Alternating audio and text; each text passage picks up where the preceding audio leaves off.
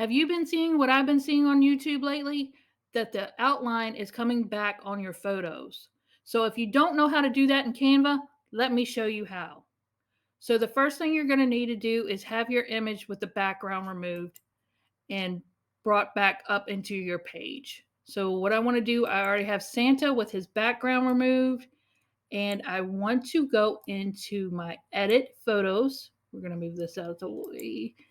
And so I do not, this is the new editor. I do not want to use this editor. You can, but as we go along, I'll show you why you want to use the old editor. So I'm going to go down here to the blue box here, say click here, and it's going to ask me to revert to the old editor. So I'm going to go into the old editor, go back up here and click on my image, and now I have this. So with this, what I'm going to do, I am going to go into shadows. I'm going to go into glow. I'm going to click these bars here, and I am going to get the size that I want. I'm going to go over here. I'm going to take the transparency all the way out. I'm going to take the blur all the way out so it's sharp. And then what I want to do is I'm going to pick my color. So let's do we want to go Christmassy? Let's go white. Let's do yellow. We'll do a yellow around him first. And then we can thicken that up here with the size, thin it down. And if you need a color pick, you want to color pick, hey, like, all right, I want to go and I'm going to color pick this dark red that's inside of there and then do that as my first outline. You can do all those things with that. So once that is applied, this is what you can't do in the other editor. And if you can, please leave it in the comments and let me know, but you can't do it in the new one. So now I can go into edit image again. I can go back into shadows, do glow again, hit my lines. Let's change this one to white. I can make that big, take the transparency out, take the blur down, and now I have another line. So I can apply that, make sure that it applies, and then I can do as many outlines as I want to. I can keep going and make it as many as I want to. And here's the other thing. Once I make sure that's applied and it's taken, I can go back into this image now and I can use the shadows once again. And I like to use curve because it kind of looks like it's popping off the page. I can go in and I can use my curved. And now it looks like a sticker popping off. So that's how you do that. And there you go with your outlines. Now, if you want to do text and make it look like a sticker like I did in the other one, what you want to do here is I want to go into my folders. Where are you? Projects. Here you go.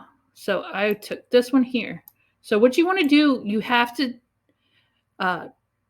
download your text on a background, remove the background of that text. So you want to go download,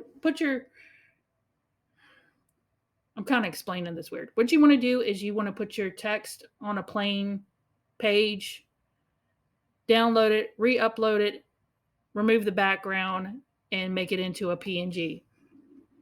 And then when you can then you can go in here and start editing. So we can do the same thing. We can go in here, we can go into shadows. I can use the glow.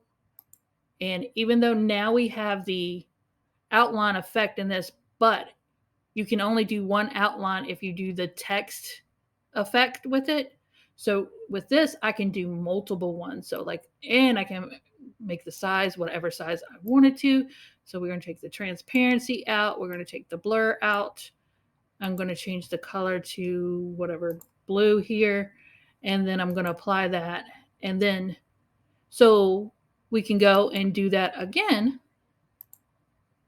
Edit image.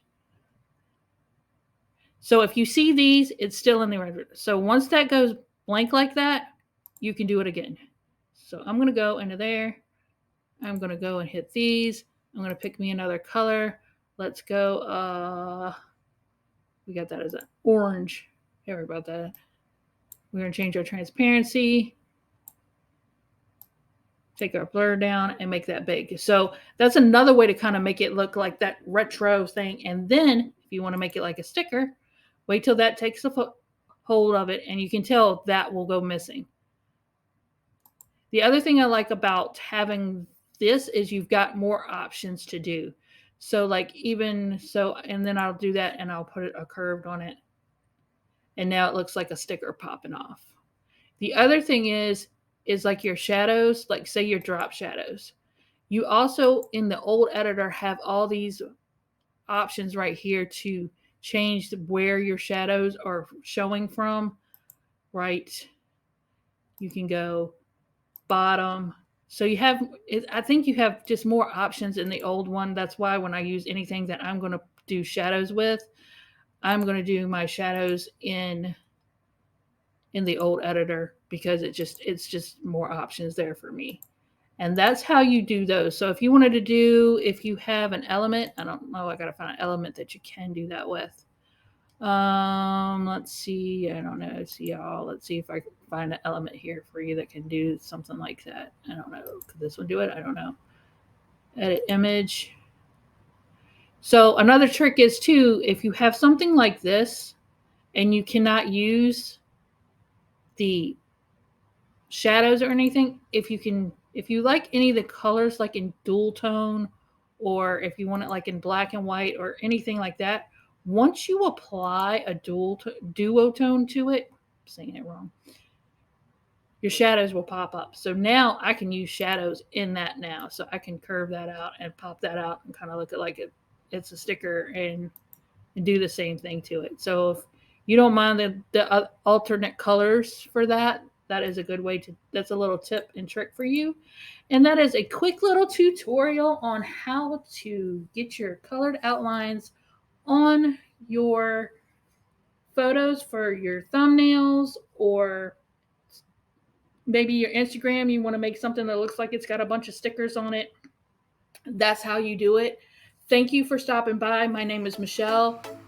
Welcome to my channel, and subscribe, like if you would please do so. I would be kindly appreciative of it, and hopefully I'll see you again. Thank you.